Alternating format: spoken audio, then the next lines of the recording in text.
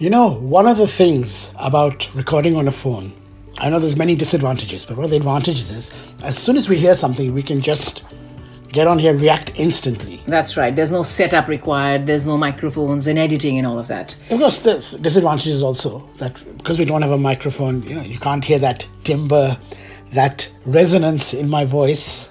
Oh, there is some timbre and resonance in your voice. Glad you reminded me. Welcome to the Shabby And Man podcast. We are partners, parents, podcasters, broadcasters, and everything else in between. And what we are reacting instantly to this week is the pandemic, of course. News coming through from India that the Bachchans, the first family of Bollywood, has... Now, I say they're the first family. You once disagreed with me, saying that they're not the first family. Yeah, I would say the Kapoors. If you look at the generations, the number of generations that have been... No, but I think right now, Amitabh Bachchan is Amitabh Bachchan. Yes. His daughter-in-law is Aishwarya Rai. Yeah, so maybe they are, yes. Arguably India's first family. They've all tested COVID positive, so that's the big story. But before we talk about them in detail, I believe even here the UK government is toying with the idea of making face masks mandatory, even in shops and stuff, right? They've left it very wishy-washy. We don't know. By the time you hear this podcast, it might be mandatory. Yes. It might not. Yeah. We know it right now. We have to wear masks when we go on public transport. Yes.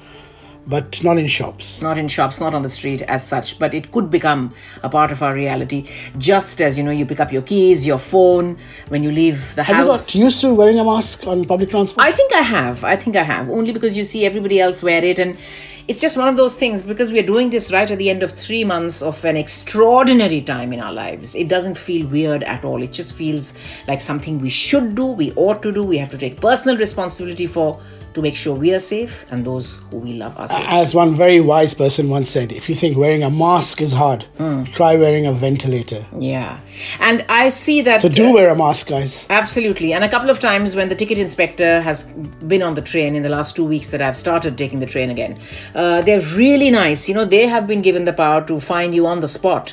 But some of them came and there was one person who wasn't wearing it, or who had just kind of, sipping his coffee and put the mask down, and they went and said that, "Sir, are you aware that I could actually fine you? But I'm not going to. So please be aware that for your safety." And in another tube station, Hammersmith, they were really nice. They were... Again, it's only the odd person here and there who you will see is walking into the tube station without a mask. And because they stand out, the person, the London Underground officer, employee, whatever, they were actually handing out free masks, saying that please wear this before you go in. I mean, some people are allowed not to wear masks. Yeah, for of course. Reasons. Medically, if you have a breathing problem, if you have there are lots of categories, I think. There's certain ways that you're not required. But otherwise, you should wear a mask. You should At least that's my take on it. Yeah, absolutely. And... I mean, you can tell from mask designs, right, that people are not just wearing that surgical blue and white one where the debate is which way in, which way out. Is it blue side out? I don't know where the debate is. The whole world knows that you wear the white side in and the blue side out. No, but I wore it the other way around the first time I wore it, and you said, "Oh my God, what are you doing?" I thought the blue side looks a bit more sanitized and medicated, so that should be the one that is touching your nose and your mouth, but clearly I was wrong. The Bachchans, big news. They're in the headlines. Everybody's talking about Amitabh Bachchan, Abhishek, Aishwarya, Aradhya. And we were reflecting on this, thinking, Aradhya is far too young, right? So that means no one is safe. I think for a long time it was if you're over a certain age. Yeah. And or you if have underlying conditions from beforehand. Yeah. But now, I don't think that applies. Anyone can get it. And there are two kinds of stories emerging from India. I think while everyone wishes them the best and everyone hopes that they recover as soon as possible, there's one set of people who are saying that, maybe now the masses will take it seriously, in the sense that now that the virus has proved to be absolutely... one of those things which doesn't discriminate between rich and poor. If the privileged and richest strata of society, if the Bachchans are getting that happened here in England with Boris Johnson. That's right. So there's that one section of the press saying that, maybe now people will also pay attention to the commoner, the poor people who are dying every single day of the pandemic, and nobody's making such a hue and cry. Whereas this is dominating the headlines. And there is another thought as well, another process where people are saying that the poor people don't get hospital beds and all. Yeah. They don't get hospital beds. And they don't get tested so many times so quickly, isn't it? Because the Bachchans are saying clearly that Ash and Aradhya apparently tested positive in the second test. So clearly they were given more than one test. And absolutely not everybody having mild symptoms has the privilege of staying in a hospital. Even members from Anupam Kher's family. Yeah. So it is becoming a big story. And thanks to the Bachchans, I think people are scrutinizing it a lot more closely now in India, looking at, how it is spreading, what they're doing to those who have tested positive, how they are locking down places and isolating people. I feel bad for Abhishek because Abhishek was on such a high last week. He made his digital debut with Breathe Into the Shadows. He was promoting it and he was really... I heard you on air actually. Didn't you tell a story about that? He's changed his name or something? He's changed his name. So apparently people are really... I hear you. You hear my show, Galti Se? Apparently in the credits... I'm standing in a shop trying to buy chawal. Teri awaaz aati hai. So he has changed his name to Abhishek A. Bachchan, and everybody's wondering what the A is for. Is it Aishwarya? Is it Amitabh? Is it Aradhya? We don't know, but I think that's very smartly played. But you can tell everyone, it's named after you. Yeah. So, smart move. So, and again, COVID-19, the pandemic, is not just the big story coming out of Bollywood. Also, since we last did a podcast 2 weeks ago, we've lost two other big names, people who are associated with Bollywood in a big way and were game changers, especially one of them, Saroj Khan, a choreographer par excellence, who passed away 2 weeks ago. And, of course, Jagdeep. Surma Bhopali, two others. Surma Bhopali. And I was looking at all the tributes pouring in from all sides for both these phenomenal artists, I should say. Saroj Khan especially, what I loved about it is you can tell how a person has lived their life from the tributes that people pay them when they are no longer with us. Because Saroj Khan didn't just have people saying the standard, our thoughts are with the family, condolences, may her soul rest in peace. Of course, I was just surprised how many hit songs she's been associated with. Yeah, absolutely. But people were making it so personal, which made it so beautiful. Everybody had a very personal story to tell. From the time Govinda saying that when I first came to you to learn dance, I didn't have the money for your lessons, and you said, "Acha, theek hai, wo baad mein dekhenge. You come and learn first." You were the one who turned Govind into the Govinda that I became. Madhuri paying such beautiful tribute, especially on Sunday, 2 Sundays ago when it was Guru Purnima. And Madhuri said something beautiful actually. She said that grudgingly, but you always praised my dance when you liked something, even if it wasn't choreographed by you. That is a tremendous talent for anyone to have, to acknowledge that even your competition is good. Yeah, that's something people don't do. It's a hard thing. It's a hard thing to do. Very hard thing to do. And secondly, Madhuri said something which made me laugh actually. She said that my younger son was doing a school project where he was asked to pick one person who he thought had made a big difference in their field and interview them. And she said, actually, I thought he's going to come and interview me. His mom is Madhuri Dixit. Who else is he going to go to? But he chose to go to Saroj Khan because Sarojji was very close to us. She was a family friend and she was very close to my sons and my husband and all them. And when I asked him why he had picked Saroj Khan, he said, Mum, you are the one who said that she was the one who really made a big breakthrough, in a profession dominated by men up until then. You're right, they're all dance masters. All dance masters. That's why people lovingly called her Masterji. That was the hashtag that was trending. So I thought that was a very beautiful story as well. And of course... Did you say Guru Purnima? Guru Purnima, Wasn't that also your birthday? It was indeed my birthday. We'll come to that in a bit. But socially distanced. Socially distanced, responsible and beautiful birthday in a lake and a beautiful park that we have only discovered in the pandemic. But we'll do all of that later. But so Bollywood in the news for so many reasons, right? You said Jagdeep. Yeah. What was he called in Sholay again? Surma Bhopali. But did you know that in Andaz Apna Apna movie I love, he used the same Bhopali name again. Really? Yeah. He called himself, I can't remember. I think it was Bankelal Bhopali. Bankelal Bhopali. But who was he meant to be? One of the dads? I think so. I think it was Salman Khan's dad or something. And I also found out it was, again, when facts emerge after someone passes away, that's when you learn a lot more about them. That he directed a film not too long after Sholay. He directed a film titled Surma Bhopali in which he got Amitabh Bachchan to play a cameo. Amitabh Bachchan said because we became such great friends on set, he played it. Naturally, the film probably sank without a trace, but nonetheless, Surma Bhopali, just like Amjad Khan, for the entire duration of his... He always says that it was a millstone around his neck. Yeah, it was a bittersweet success for him, Sholay was, because he was always Amjad Khan. And he only got Gabbar Singh roles after that, I think. Yeah. So, and it was something that was meant to be for Danny, right? Danny turned it down, and it came to Gabbar. But I think by the time Kurbani came, he played a cop or something. So he finally managed to break through the shackles of stereotyping. But only for a bit, yeah? He says that it was Gabbar defined him for the rest of his life. But similarly, I think Surya Bhopali for him. There was another interesting story in the press, which was about Instagram, social media. The Instagram rich list was out. And I was hoping anyone you know? No one I know. But... that's it. The way you're saying, Instagram rich list was out. The Instagram rich list was out, and by that I mean people who are influencers, those who get paid to put up Instagram stories. That. Yeah. Oh. And I would have thought it would be your Kim Kardashian, or it would be your Selena Gomez. I bet it's all these reality show people. Oh, your reality show people. Do you know who it is? Who is it? The person who gets paid in the region of £800,000 per Instagram post that he does, which is sponsored. Is The Rock, Dwayne Johnson. The Rock himself. The Rock himself. He's cool. Apparently, he's the most influential person on Instagram. Not someone like Ronaldo or Messi. It's not Ronaldo, Messi. It's not even Kim Kardashian. It's not even Kanye West. None of these rock stars, pop stars, Bollywood stars, Hollywood stars even. But it is Dwayne Johnson. Speaking of films, we were watching something the other day, which we didn't. It's very rare for us to sit down and watch something together and not finish the film.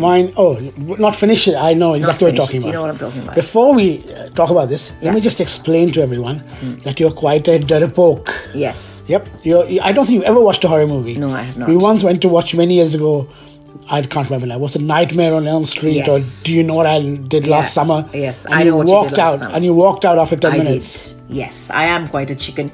Even when it comes to all the classics like Psycho, or what is the famous one where he's in the attic and he That is Psycho. Is that Psycho? Yeah. So all of these, even Omen, I remember, I was very, very scared. So horror, not my genre. Is it the music? Yeah, it's just...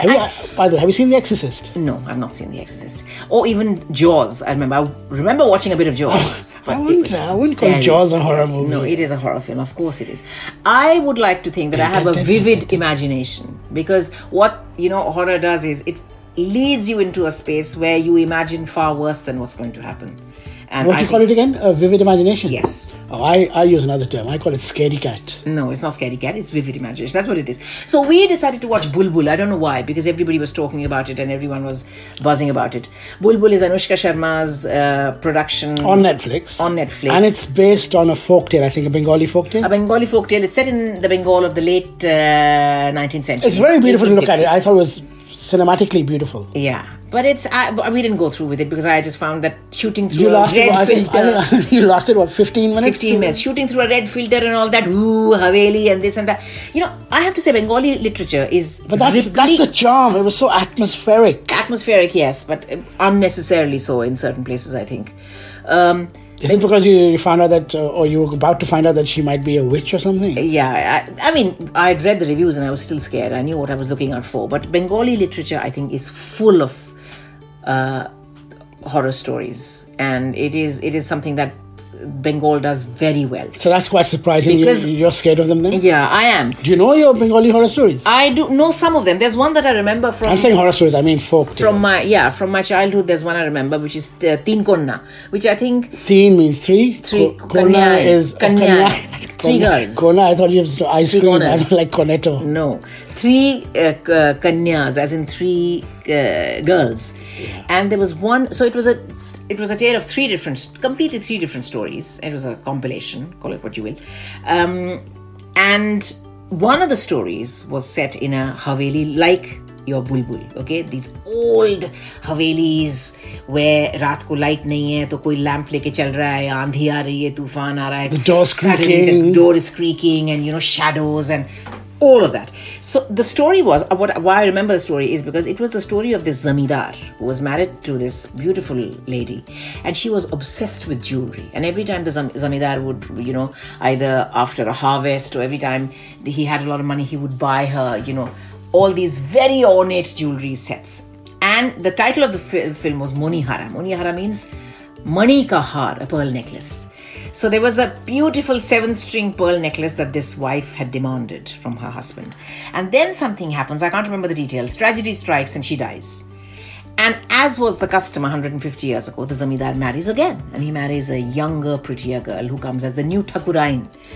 And it still happens now. It's called new model. Yes. So this new model ends up getting the 7-string or the 9-string pearl necklace because he'd already commissioned it. The jeweler had already made it. And he gives it to her on her wedding night. And then the story is that apparently this Thakurain, the elder wife who's married, the first wife who's dead, she was so obsessed with jewelry that on the night this younger bahu is, looking in the mirror and all preening and pouting and admiring the new necklace, she takes it off and next to her bed, and when she goes to bed at night, you see that there's again, as you said, doors creaking, aandhi chal rahi hai, hawa aa rahi hai, suddenly raat ko chandni raat ka Don't tell me, the necklace disappears. The necklace disappears, but before the necklace disappears, you see a hand on the necklace, and it's like a skeleton. It's not a hand, it's a skeleton. So when you see those things at a very impressionable age, I blame my parents. I don't know what I was doing. This is a movie. This is not a story. It's a movie. It's a book made into a film. If I'm not mistaken, I think it might be a Satyajit Ray film, or it is a Rabindranath story made into a Satyajit Ray film, but somebody very famous. So you saw I this saw it in black and white. And it's in Bengali. It's in Bengali. I saw it in black and white on television when I was a kid. So naturally, I saw it maybe at a time when I wasn't meant to see it, and that's kind of scarred you for life. Scarred me for life, and therefore Bulbul I thought in exactly the same mold. I wasn't at all. I feel that life is scary enough. अगर कुछ entertain करने के लिए अपने आप को entertain करने के लिए, if you're planning to watch something, why watch something which is? And why are you scared of Jaws? You're scared of water? You're scared of sharks? Yes, I'm scared of water. I'm scared of sharks. I'm scared of darkness. All of that. But you don't mind. But you don't mind the Titanic. I don't mind the Titanic. That's not scary. The Titanic is not really scary. That's sad. But that's that. And alongside Bulbul, alongside Anushka, getting a lot of press. I think out of all the actresses, she's the only one who's really done well in the pandemic in terms of rolling out all these things that she produces now. Even though I was going to say, she didn't act in it. She's produced it. Yeah. Because she said that me and my brother, we set up clean slate films with the whole intention of giving new talent a platform and looking out for these stories which normally people don't want to do. And I like the fact that she's got these young, new, up-and-coming actors, actresses, TV people. Yeah. Although I read somewhere that the girl, Anvita Datta, who's actually directed Bulbul and written Bulbul, she's written many Bollywood songs as well. Like she's written Ishq Wala Love from Student of the Year. She's written London Thumagda from Queen. Yeah. So she's been a dialogue writer and a screenplay writer and a lyricist for a long, long time. So she's not new to the game, but anyway, that's... But new to directing, probably. New to directing. This is the first directorial, and she's written the screenplay for it as well. Priyanka Chopra in the news. Yes, she's always in the news. Yeah, why do you think she was in the news this week? Because she's doing a film. She's singing a song in English? No, she's doing a film that you are a great fan of. Whether you take the blue pill or the red pill, that's up to you. Oh, there's a Matrix Part 4. It is Matrix 4. Oh, wow. So Priyanka's going to be in Matrix 4. It was recently announced. Priyanka's going to be with Keanu Reeves. So she's playing goody baddie, you don't know? We don't know. But Keanu Reeves, Monica Bellucci was in the second one. Really? So Priyanka Chopra is going to be in Matrix 4. Priyanka Chopra is going to be in the screen adaptation of The White Tiger with Raj Kumar Rao. This is Arvind Adiga's Booker Prize winning novel. I was going to say it won something big, Booker Prize. And talking about Booker Prize, aren't they remaking, not remaking, but aren't they making Suitable Boy? They are making Suitable Boy as well. Not that I know if Booker Prize... I don't think it won the Booker Prize, but it won many awards. But when you talk about Booker Prize novels, you think of Vikram Seth. Vikram Seth and Salman Rushdie are the two Asian names that come up invariably, right? But they are making a Suitable Boy. And Tabu is in it, and Shahid Kapoor's brother, Ishan Khattar, is in it. But other than that, I think it's a whole new cast. Do you know something that'll blow your mind? Yeah. That book came out 27 years ago. Wow. Vikram Seth is actually 68 now. So. I remember my mum buying it when it came out because, Vikram Seth was very much a part of the Delhi social circuit, So his mum was a lawyer, and she wasn't she judge, and the first female judge in India or something like that. Very, very accomplished family. So I remember my mum buying it, and I actually read the book after I heard the audiobook, the BBC audiobook that they had done about 20 years ago. Even this was 20 years ago. So looking forward to Looking forward It was to a long the time Suitable ago. I Boy. know, it was on cassette, wasn't it? Yeah, it's about 4 families essentially. Like one of them is a Bengali family, so you get to see Chatterjees. the Anglicized Bengalis. I still remember, but I still, 40s, I've 50s. read it, and it's a doorstopper in Yeah. somewhere. Yeah. Yeah. I remember think that's why Chatterjees, it won- Khans, Huh. Mehtas, and something else. Mehtas or Malhotras or something, I can't remember, right? But that's why it won all those awards, because I believe the detailing, the research, it's a set in a certain period. That is it absolutely pre-independence phenomenal. or just I after think independence? it starts pre-independence and then kind of it's also all the way up until the 60s. Well, we won't spoil it for you whether Lata does find a suitable boy. Yes.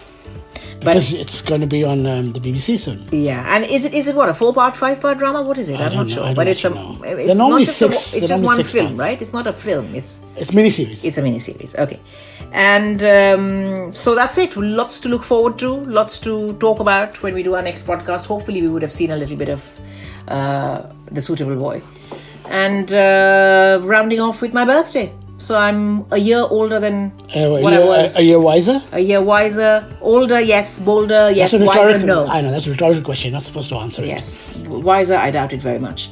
But I don't feel a year older. I don't know whether you're meant to feel how you're meant to feel. Any things for this year that you thought, this year I'll give up eating cake? I'm not going to say anything because the you moment would that becomes a resolution, then it just goes out of the window. But I have made a few decisions, and I don't know if they're going to materialize or not. So why are you smiling so much? I don't know. Do your resolutions concern me? Yes, maybe they do.